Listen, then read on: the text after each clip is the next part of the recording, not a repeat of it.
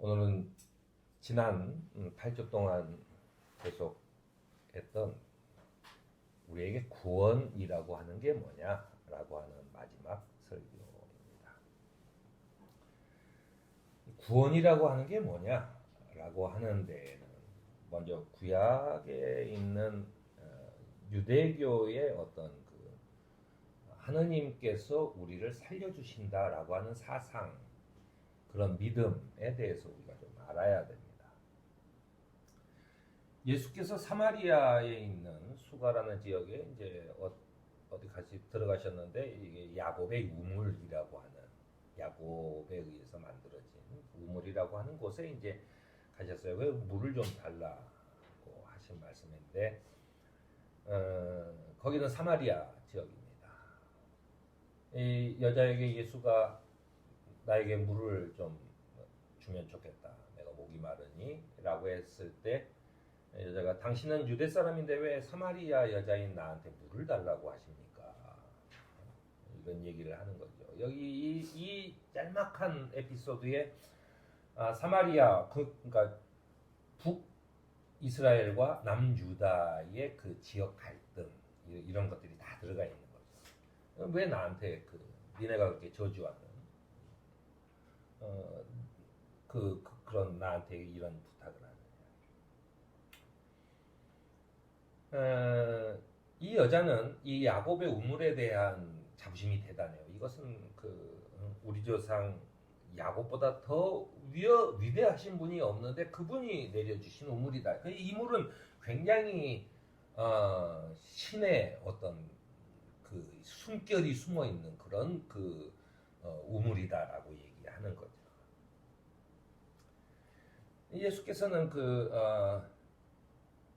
여기서 마시는 물은 다시 목마르지만 내가 주는 물은 목마르지 않는다.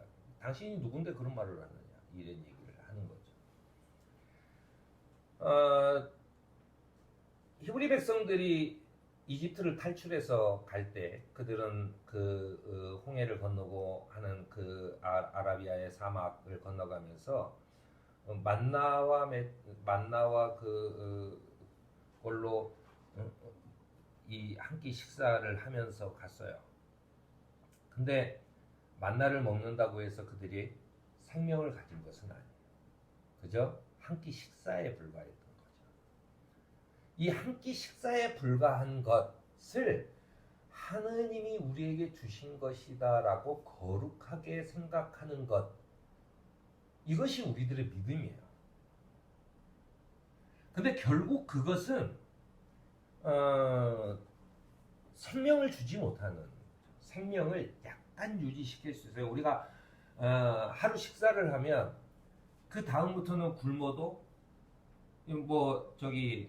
짧게는 일주일, 길게는 30일 이렇게 살 수 있는 것처럼 그냥 그 생명을 얻을 수는 없어요. 그냥 유지를 할 뿐인 거죠. 여기에 가장 결정적인 얘기는 여기에 있습니다. 예수님의 아주 대표적인 기적이라고 불리는 보리빵 5개와 물고기 2마리로 사람들을 먹였을 때 사람들은 생각했어요. 야, 이건 엄청난 거다. 이 기적은 엄청나다. 그가 우리를 살린다 라고 하면서 예수에게 달려가면서 당신이 우리의 왕이다 라고 하는 이야기를 해요. 그때 예수님이 뭐냐면은, 예수께서는 요한복음 6장에 나와요. 예수께서는 사람들이 와서 억지로 자기를 모셔다가 왕으로 삼으려 한다는 것을 아시고 혼자서 다시 산으로 물러가셨다라고 적혀 있습니다. 그러니까 보리빵 5개와 물고기 2마리로 5,000명이 먹는 기적이라는 것은 엄청나죠. 있을 수 없는 일이죠. 하지만 이것을 그 기적으로 보고 달려드는 사람에게서 예수님은 도망가셨다는 거예요. 왜냐하면 그게 아니니까. 만나도 아니고 야곱의 우물의 물도 아니에요. 특히나 내가 주는 보리빵 5개와 물고기 2마리도 아니에요. 그건 생명을 주는 게 아닙니다. 이스라엘 백성들은 자기의 생명, 보다는 사실은 정치적인 자유, 경제적인 풍요, 사회적인 정의 뭐 이런 거를 가져다들 메시아를 원했어요. 근데 이런 것들은 진정한 그 구원이 아닙니다. 야곱의 우물 앞에서 예수께서 하셨던 이 물을 마시면 다시 목마르게 될 것이기 때문에 이것은 아니다라고 얘기한 거예요.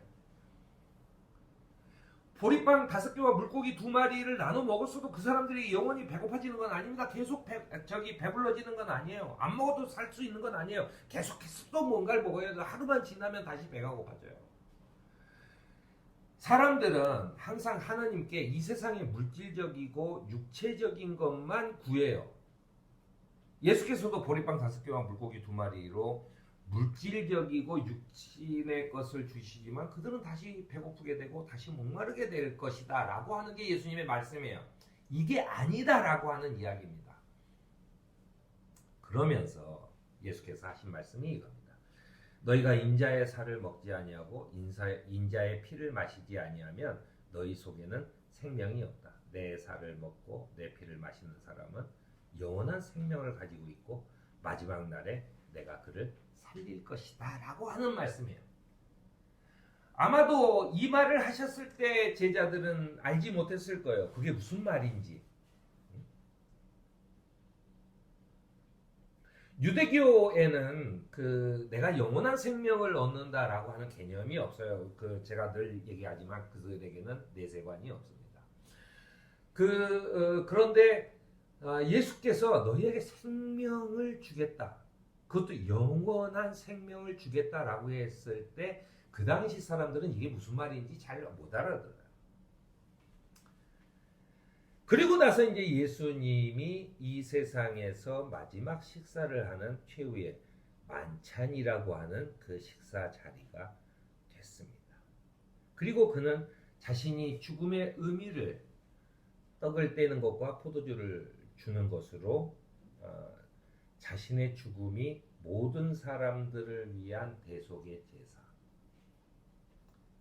그리고 새 언약을 세우는 제사, 이 두 가지 의미가 있어요. 그걸 말씀하세요. 대속의 제사라는 것은 인간이 에덴 동산에서부터 하느님과 분리돼서, 즉 하느님과 분리가 됐기 때문에 내 생명의 원천이 떨어진 거예요. 우리가 핸드폰도 하루에 한 번씩 이 코드를 꽂아서 충전을 하지 않으면 못 쓰게 되는 것처럼 영원히 콘센트를 하느님께 붙여서 내가 영생을 살 수 있는 세상에서 갑자기 콘센트를 빼고 나와버리는 거예요. 그러니까 항상 충전이 필요한 상태가 된 거죠. 나 혼자로는 살 수 없는 상태가 된 거예요. 그리고 거기에서 서로 잘났다고 싸웁니다. 이게 이제 인간의 세상이라는 거예요. 그런데 그 죄를, 콘센트를 뽑고 나간 죄를 예수께서 대신 제가 잘못입니다. 저한테 벌을 주세요. 라고 대신 그 벌을 받았다는 거예요. 그래서 결국 우리가 충전을 할 수 있는 데를 찾아다니듯이 하느님에게로 영원히 나에게 자원을 허락하신 하느님에게로 다시 콘센트를 꽂을 수 있는 방법을, 그 길을 알게 해주셨다는 겁니다. 새 언약을 세우는 제사라는 것은, 새 언약이라는 것은 뭐냐면 내가 이제는 하느님의 피조물에서 내가 하느님의 자녀가 되었다라고 하는 새로운 언약이에요. 이건 새로운 것은 아닙니다. 구약에서부터 우리는 하느님의 자녀다. 우리는 하느님의 백성이다. 다윗 왕한테도 하느님의 아들이다. 라고 하는 얘기를 많이 썼어요. 그냥 왜 우리가 왕을 칭송할 때 쓰는 그런 아주 상투적인 그런 어기처럼 그냥 썼어요. 그런데 예수께서 하시는 얘기는 우리가 진짜 하느님의 자녀가 됐다는 거예요. 우리가 상속자가 되었다는 거예요. 그러니까는 내가 그냥 충전기를 꽂을 수 있는 어떤 것, 나한테 생명을 주는 그런 어떤 생명선이 연결된 것뿐만 아니라 내가 그의 자식이 되었다라고 하는 거예요. 그것이 예수께서 우리에게 주신 약속입니다. 그것이 구원이에요. 그게 진정한 구원이죠. 내가 죽음으로부터 자유스러울 수 있는 것. 이게 진정한 인간의 자유죠. 내가 죽음으로부터. 우리가 죽음이라고 하는 것은 어느 순간 한순간에 우리를 꼼짝 못하게 해요. 길거리 가다가 강도가 나타나서 나한테 칼을 목에다 들이대고 얘기를 하면 나는 모든 걸 다 줄 수밖에 없어요. 내 의지하고 아무 관계 없어요. 죽음이 두렵기 때문이 그렇습니다. 죽음이라는 것은 내 생각과 내 이걸 한순간에 바꿀 수 있어요. 죽음의 노예이기 때문이죠. 그런데 그것을 하나님의 죽음의 노예가 아니라 하나님의 자녀로 바꿔주셨다라고 하는 얘기가 되는 것입니다. 우리는 하나님의 자녀가 되어 아빠와 엄마이신 하나님의 무한한 부요함을 상속받게 됩니다. 죽음의 세력에서 구출되어 영원한 생명을 얻게 되었다라고 하는 얘기입니다. 그래서 너희가 내가 주는 이 포도주와 떡을 떼면서 이걸 기억하라는 거야. 그걸 기억하라는 거야. 아, 나의 양식은 내가 진짜로 생명을 얻는 것은 이것뿐이구나라고 하는 것을 알아야 된다라고 하는 얘기죠.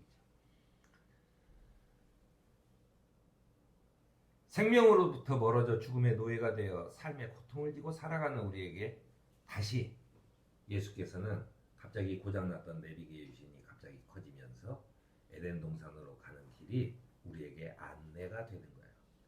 그래서 전방에서 좌회전 우회전 하는 방법으로 우리를 이끌어 주신다라고 하는 이야기죠. 왜냐하면 그걸 할 수 있는 것은 예수님밖에 없어요. 왜냐하면 예수는 죽음을 이기고 살아났기 때문에. 그 죽음을 이긴 유일한 분이기 때문에 그렇습니다.